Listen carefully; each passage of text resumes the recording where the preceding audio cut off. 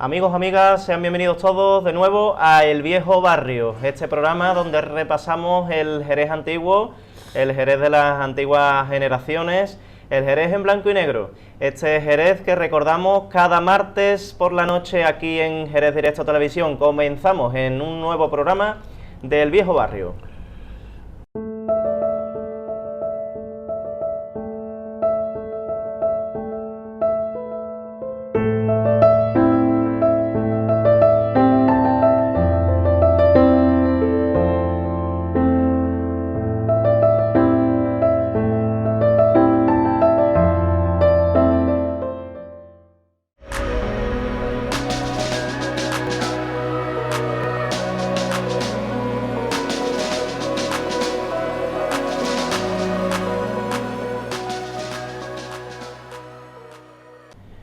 Amigos, amigas, sean bienvenidos todos de nuevo a El Viejo Barrio, este programa donde repasamos el Jerez antiguo, el Jerez de las antiguas generaciones, el Jerez en blanco y negro, este Jerez que recordamos cada martes por la noche aquí en Jerez Directo Televisión. Comenzamos en un nuevo programa del Viejo Barrio.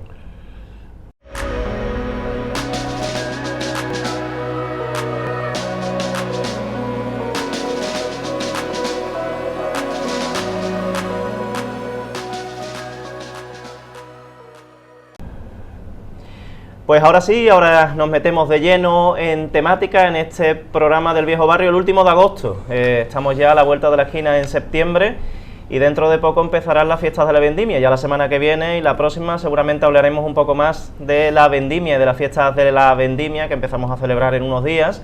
Y bueno, nosotros sí que seguimos teniendo algo de referencia con la vendimia porque estamos en el Tabanquino, que quiera que no. Los tabancos actualmente, bueno, pues son sitios de referencia, lugares de referencia para disfrutar del vino de Jerez, como este palo cortado que estamos disfrutando en el día de hoy, porque nos encantó el martes pasado y hemos querido repetir también en este programa, que la verdad que tiene un sabor verdaderamente espectacular. Les paso a presentar a mis invitados y ahora os voy a contar sobre qué vamos a hablar en el día de hoy.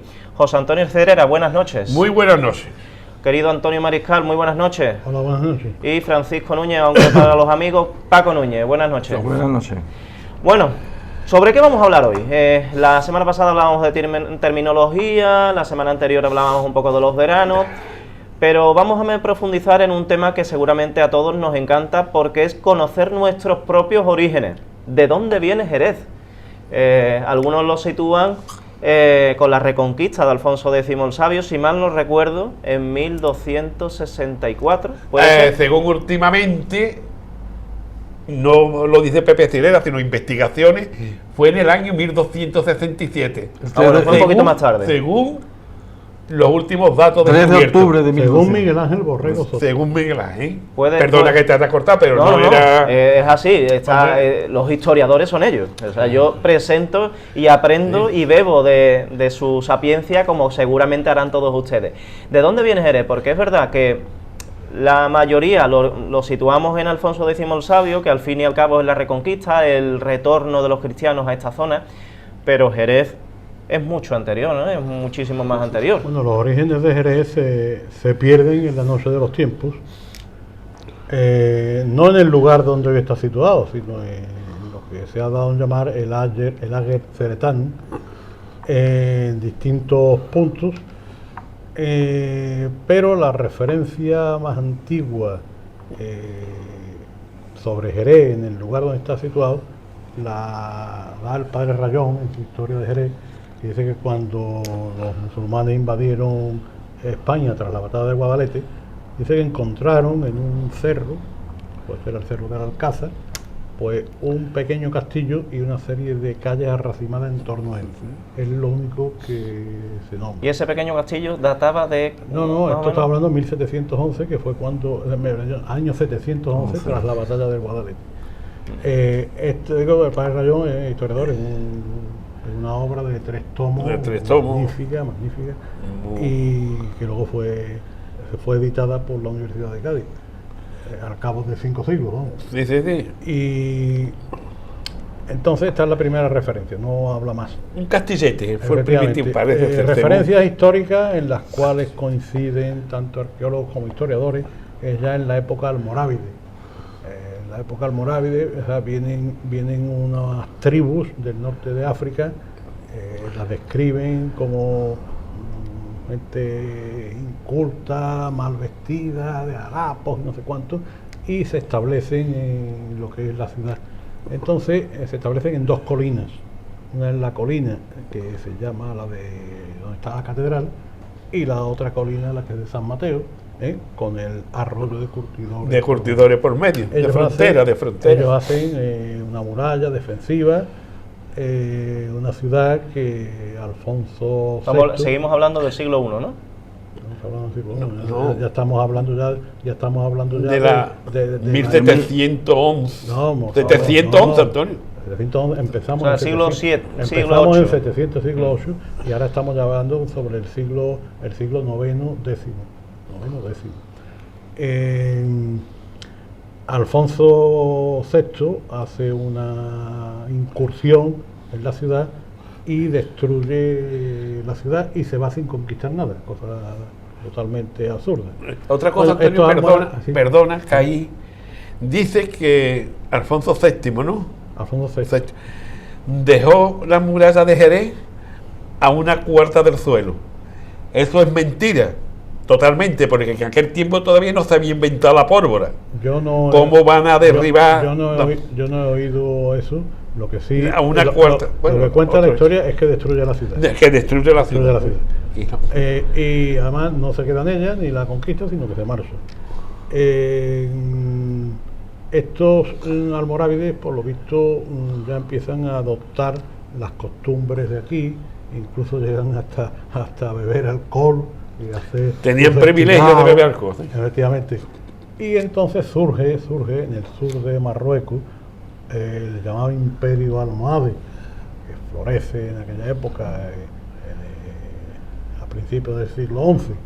Y estos vienen a conquistar la ciudad y a establecer su integrismo religioso, era otra tribu, el cual se había perdido.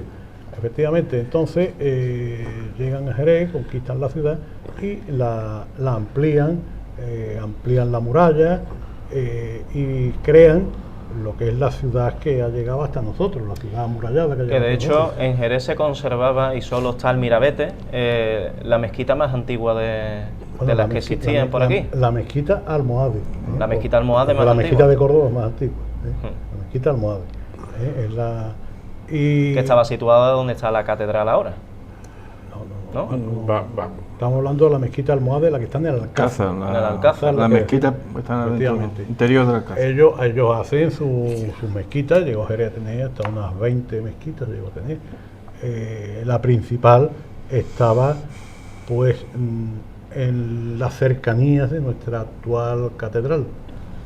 Una mezquita que cuando la reconquista por Alfonso X el Sabio, pues se le hacen algunas transformaciones y se reconvierten al culto cristiano y se convierte en colegial. Bueno, pues la época almohade es la época en la cual Jerez florece tremendamente. Y según los estudios de mi buen amigo Miguel Ángel Soto es un doctor en historia, además especializado en lenguas semíticas. Entonces sus investigaciones las hace a partir de los textos árabes que nunca se habían hecho.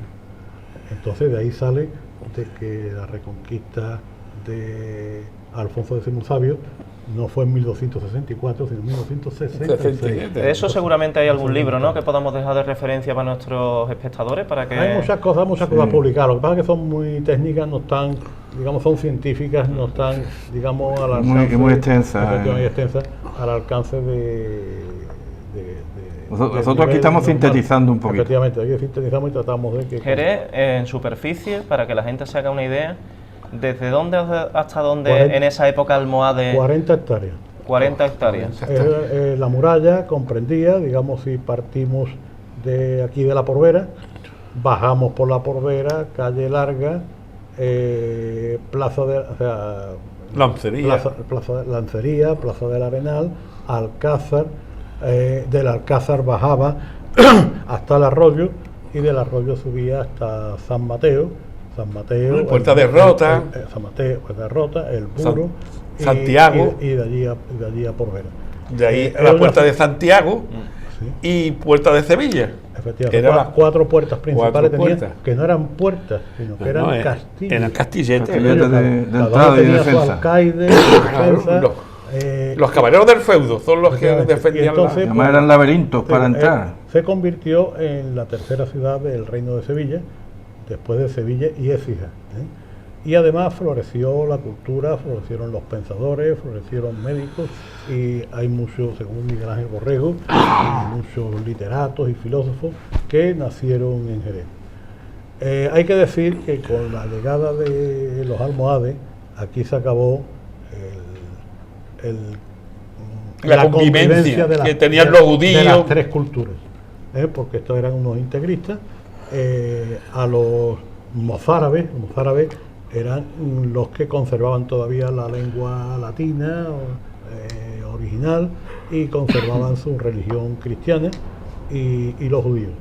Los mozárabes estaban obligados a pagar unos impuestos que no tenían los árabes, no podían montar a caballo o en burro, no podían pasar por el centro, y en fin, una serie de... Estamos hablando que estuvieron aquí problemas. 2 siglos, ¿no? Dos Desde el siglos. siglo XI hasta el siglo XIII. Hasta mediados del siglo 1226. XIII. Paco, querías decirme algo, ¿no? Sí, bueno, esa digamos la versión oficial, la que está diciendo Antonio correctamente, pero había, volviendo al inicio de lo que es Jerez, se ha descubierto dentro de lo que es el Alcázar, hay otros alcázares más antiguos, o sea, allí se han descubierto enterramientos del 1500 a.C. Estamos hablando de que, como bien dice Antonio, allí seguramente había un alcázar muy antiguo, que es un monte tartésico. Bueno, en 1500 a.C. no había alcázares ninguno. Bueno, lo que pueden haber bueno, aparecido, para que no entendamos, una fortificación. Y no tengo constancia, restos arqueológicos. Sería del primer castillete que habría sido. Pero vamos, entonces, en esa época, digamos, la protohistoria, lo que había eran poblados de chozas. Bueno, vale. Poblado de chozas. A mí me han comentado arqueólogos de que la más antigua los Villares. La más antigua los Villares. No vamos a polemizar. También la Alcázar reconstruido, Antonio, la Alcázar reconstruido varias veces. En el sentido, voy en el sentido de que la constitución de Jerez... ¿Y había un asentamiento? Ya había un asentamiento anterior, como bien ha explicado él, de una fortificación.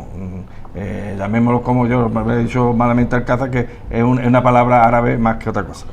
Voy a esto de que las poblaciones pierden su importancia o la generan a través de, sobre todo, la conexión fluvial, ¿no? En este caso, pues Astarreja ya tenía el estero, Cidueña también eso, entonces dice que los ataques normandos, incluso Orduño II en el 900 y pico, fue lo que generó, porque a Astarreja incluso se llamaba el Jerez antiguo, el padre Rayón, decía el Jerez antiguo. Total, que parece ser que esa circunstancia del ataque normando, en la cercanía de las playas de San Telmo, allá abajo del eso, o sea, hizo que se generara el Jerez que hoy conocemos por la cercanía más al río, o sea, que perdió Astarreja el estero, Cidueña también lo pidió, todas las poblaciones parece ser que fueron las que formaron, digamos, lo que es llenar de contenido el Jerez, ¿no? ¿Te refieres cuando había una canalización desde el Guadalete al Guadalquivir?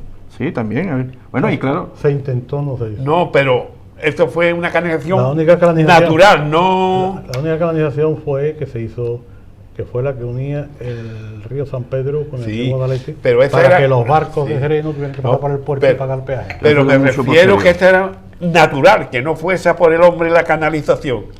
Cada vez que llovía, se ve perfectamente que desde las plazas de San Telmo se ve lo que era el meandro del río, por donde pasaba perfectamente. Vamos a ver, si nosotros nos situamos en el castillo de Doña Blanca y vemos el paisaje, allí vemos que puede decir, oye, aquí han quitado el tapón, porque es que es un lecho marino todo, el mar, y de hecho en el castillo de Doña Blanca está situado. El castillo de Doña Blanca es entre Jerez y el puerto, de la Sierra de San Cristóbal. La Sierra de San Cristóbal. De hecho el puerto que tenían los fenicios en el poblado de lo que es hoy llamamos Doña Blanca, el castillo de Doña Blanca, el puerto estaba por detrás, entraba por detrás, y la elevación del terreno donde está el castilleto que se ve que hace un muelle, se ve perfectamente. No es un cerro natural, lo llaman los arqueólogos un tel un tel es una elevación del terreno de Queriendo. haber estado 1000 años construyendo sobre lo construido. Que se ha ido elevando. Hoy se derriba una casa, llega Sí, una excavadora, arruinándose, pero entonces construyen aprovechando encima, los encima, encima, y entonces se forma ese cerro que es. Entonces, cuanto más se profundiza, más antiguo se llega. Claro. Y fue la primera vez que los fenicios trajeron el concepto de polis, de ciudad, porque antes lo que había era poblados de chozas. Sin embargo, los fenicios establecen el concepto de ciudad con sus casas, sus murallas, porque el poblado de Doña Blanca tiene su muralla.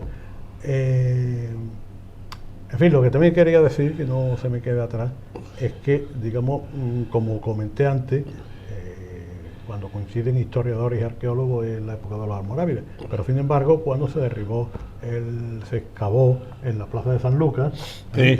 pues aparecieron vajillas de la época califal. Quiere decir que antes de los almorávides ya Jerez estuvo habitado, lo cual viene a corroborar esta teoría del padre Rayón de que en el 711 ya había un castillo Ya había en la serie de aquí, Cádiz, claro. Pero siempre hablando del Jerez actual, Claro, nosotros ahora mismo nos situamos algunos restos de murallas quedan, sobre todo aquí cerquita en la Porvera, se ve, y en la calle Ancha también se ve la muralla, e incluso quedan algunas puertas, como la Puerta de Rota. La Puerta de Sevilla se perdió. Las puertas se han perdido todas. Casi todas. El sitio Entonces, es el que está. llega Alfonso X el Sabio, vamos a fiarnos de los historiadores, 1267. ¿Y qué es lo primero que hace? Porque la mayoría conocemos que se fundan las 4 parroquias de los 4 evangelistas. Bueno, lo primero que hace es desalojar la ciudad, porque la ciudad lo había traicionado. Ten en cuenta que Jerez fue reconquistado 2 veces. En 1258 por su padre Fernando III fue el primero. El cual conquista la ciudad, pero respeta todos los derechos, absolutamente todo. Sin embargo, lo somete a un tributo. Pero la historia es muy larga de contar. Tanto el reino de Granada como en coalición con los meriníes deciden no echarle cuenta. Deciden reconquistar Jerez. Entonces, hay una vez que por un pasadizo secreto entran estas tropas que venían de Granada y del norte de África y dan muerte a la guarnición cristiana, que eran unos 100 hombres.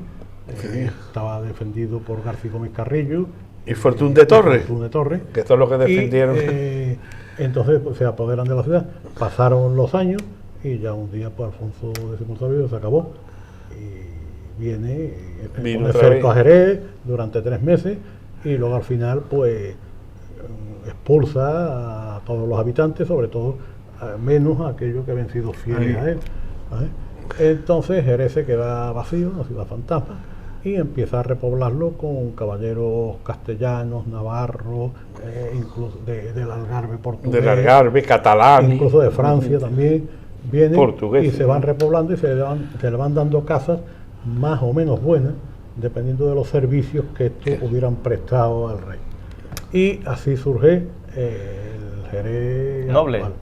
Jerez queda encerrado, queda en frontera, no era ningún plato de gusto vivir en Jerez, porque estaba siendo siempre sometido en batalla, a ataques de la morisma. Un lugar estratégico. Y siempre estuvo sometida a ataques de la morisma, queriendo volver otra vez a recuperar. Hay una cosa hay unos cercos que algunos son terribles, pero nunca lograron volver a... Pero es real lo que yo te comentaba, ¿no? Lo de las 4 parroquias. Por cierto, vamos a hacer las parroquias aparte de hoy y después. Termino ya esto, porque es que si no se queda incompleto. Es que esto es muy... entonces, ya me ha cortado lo que me digo. Sí, ¿no? Cuando ya se le hace el reparto a los caballeros. 24. Entonces, esto sigue así hasta la batalla del Salado, en 1343, en la cual una coalición de castellanos y murcianos vencen a los benimerines y ya los musulmanes quedan muy calladitos en su reino de Granada, y entonces ya la ciudad se siente libre Y entonces empieza a crecer fuera de la ciudad, empieza a crecer en dos barrios. Al este el de San Miguel y al oeste el de Santiago. Cuando da... Entonces se hace necesario, había 4 puertas para salir, abre nuevas puertas y portillos para comunicar, y entonces sale la puerta nueva de la Porvera, el Arco del Arroyo, la portillo de la calle Alcaidesa, la calle Cuatro Juanes, calle Fría, los portillos, ¿vale? Que se abren. Y la ciudad pues ya va creciendo y... ¿Por Santiago y San Miguel estaban dentro de la muralla en esa época? No, fuera. Ya, no, acabo de decir... Se había ido el peligro. Pero la se ciudad abrió, crece fuera de la muralla. Pero fuera de la muralla no se crean nuevas murallas dentro de... No, ya no hay más murallas. Además ya se había ido el peligro. Ya no hay más ataques. Sobre reductos que había allí, o sea, fortificaciones que había cercanas, que están hechas en la entrada casi de la ciudad. En la calle Franco casi era la calle larga, es lo que cruzaba. La calle Franco era la calle principal. Era lo que cruzaba. Calle Franco viene porque los vendedores no tenían que pagar franquicia, que estaban exceptos de franquicia, ya que estos vendedores... el comercio, Eso ya venían desde la plaza del mercado de San Mateo, que era el zoco de la ciudad. No, estos comerciantes de la calle Franco, el rey le da los mismos privilegios de que a los del barrio de Franco de Sevilla, efectivamente. Si era el mismo rey que no gobernaba. Quizá no está reconocido en la historia de España el papel que hizo Jerez durante 200 años y pico de frontera, porque era la que mantenía casi la frontera, o sea, desde 1267 hasta la toma de Málaga de 1437. El paño de lágrimas. Era realmente quien abastecía. Ahí viene el recogió en su nombre, Jerez de la frontera. Bueno, pero que quiero decirte que a sangre, fuego y de todo, ¿no? Y de pecunio. Si quieren ustedes una curiosidad, que hay mucho, yo soy uno de los que nos encanta la historia en este sentido, y ir a visitar donde están enterrados los reconquistadores ustedes saben que Fernando el Santo está en Sevilla, en la capilla real de Sevilla. Pues ahí está también Alfonso X el Sabio, está enterrado en una de las capillas laterales. Cuerpo si quieren corrupto, visitar, ¿no? Que en la urna de Fernando III el Santo la hizo Juan Laureano de Pina, el mismo que hizo la urna del Santo Entierro de Jerez. Y la custodia de San Miguel, ¿no? Y la custodia de San Miguel. Hay que ver qué curiosidad. Jerez, entonces estamos hablando ya del siglo XIV. ¿Cómo era la ciudad en el siglo XIV? Antes la hemos situado, Antonio, por la ciudad almohade. ¿Y ahora cómo sería ya cristiana? Bueno, pues la estructura urbana la misma que en la época musulmana, y de hecho gran parte todavía se conserva, o sea que con las lógicas transformaciones, si pudiéramos tener un plano del Jerez musulmán y sobreponerlo con el de hoy, pues a lo mejor un 50 o un 60% coinciden. Esas calles estrechas, con suaves curvas, que no se ve el final, hay que ir descubriéndola conforme andamos. Le da las 7 revueltas, ¿verdad, Antonio? De revuelta, y la propia calle Franco, la calle San Marcos, montones, calle Cordobeses. Esto le da un cierto aire de misterio que me vas a perdonar, Paco, porque al final esto manda, ¿no? Nos vamos a ir un segundito a publicidad. Enseguida volvemos hablando de esta historia de Jerez, que estamos interesantísimos. Seguro que ustedes están embobados, ¿no? Pues nos vamos un minutito a unos consejos publicitarios y enseguida volvemos hablando del viejo Jerez, en este viejo barrio.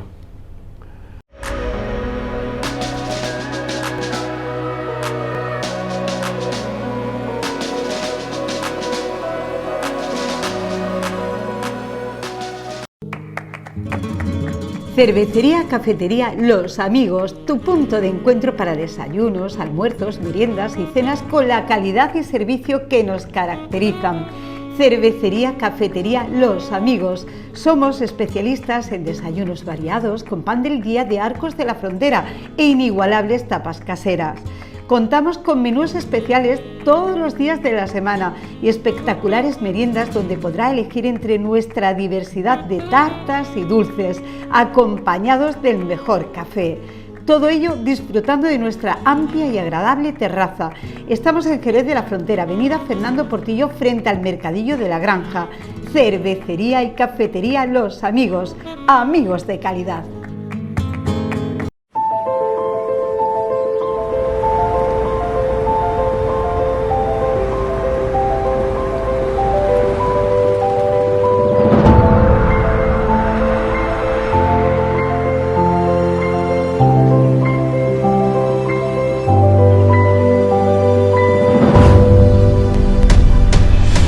Las circunstancias nos han enseñado el valor de la estabilidad.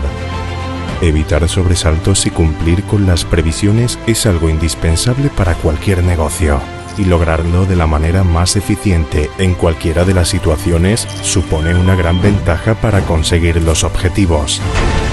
Resulta imprescindible echar mano de la puntualidad y el esmero cuando nos referimos a nuestras metas. Metas que a veces van acompañadas de urgencias y esfuerzos de última hora.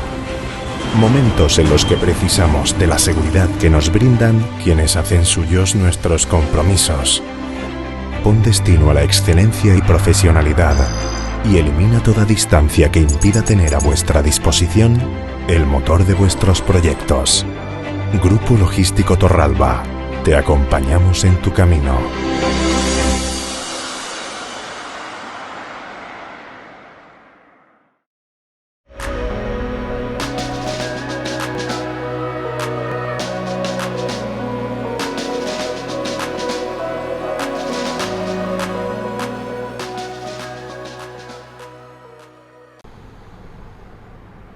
Bueno, pues regresamos al viejo barrio, en este viejo Jerez que estamos disfrutando en el día de hoy, porque estamos en una tertulia pues entretenidísima, conociendo los orígenes de nuestra ciudad.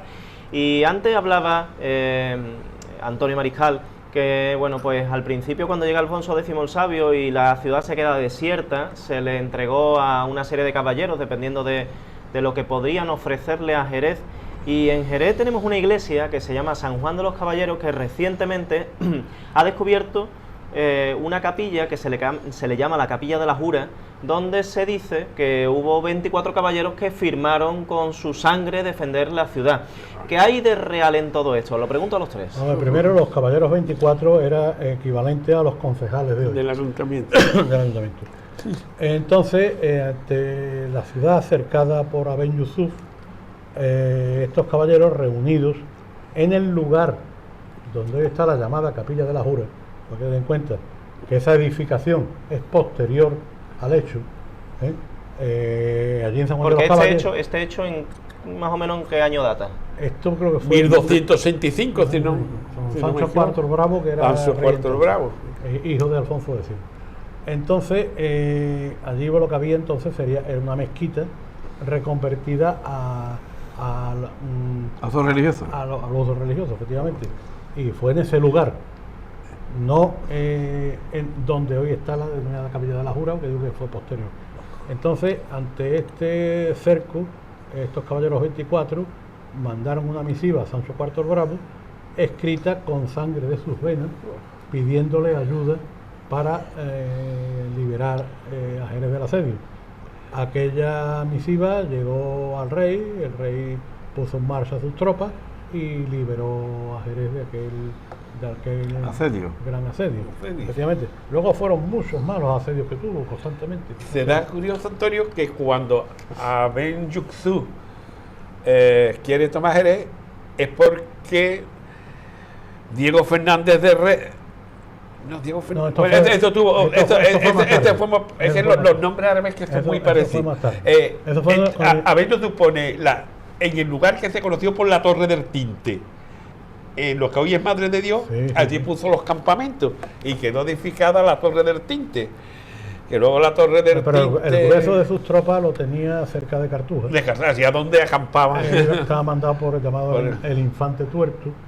Y entonces Diego Fernández Herrera, que por lo visto se había criado con los moros, secuestrado de niño, conocía la lengua mora, conocía la forma de montar a caballo. Entonces sale una noche con su caballo y le da muerte al Infante Tuerto. Abu Malik. Entonces, sin el jefe, ya las tropas no son nadie y salen corriendo, se van y se libera. Diego Fernández Herrera vuelve herido gravemente y de hecho murió a los 10 o 15 días.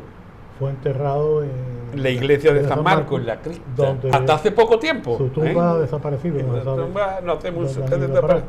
Pero parece que en la Plaza del Arenal se pintó un gran mural con la hazaña de Diego Fernández de Herrera. Pero es curioso, Antonio, que después de la gesta que hace Diego Fernández de Herrera, lo entierran en la crista de San Marcos junto a Juan Pérez de Rebosedo, el cual mató a Doña Blanca de Borbón. Me extraña a mí que un héroe esté enterrado a la vera de un asesino. Claro, en aquellos tiempos la política había dos bandos.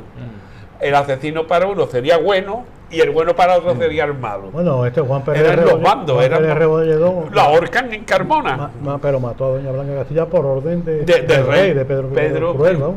El cruel que le llaman, ¿no? Hay que decir que la importancia de Jerez en aquella época estaba centralizada en la zona esa de San Juan de los Caballeros, Plaza del Mercado, Calle Justicia.